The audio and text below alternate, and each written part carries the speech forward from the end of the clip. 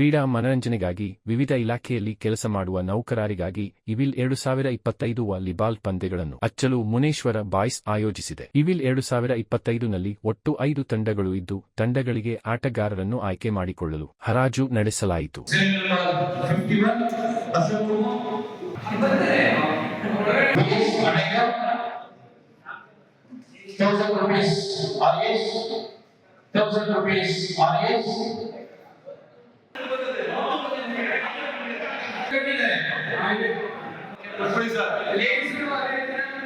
ಹರಾಜಿನ ಪ್ರಕ್ರಿಯೆ ರೋಚಕವಾಗಿದ್ದು, ಯಾವ ಐಪಿಎಲ್ಗೂ ಕಮ್ಮಿ ಇರಲಿಲ್ಲ.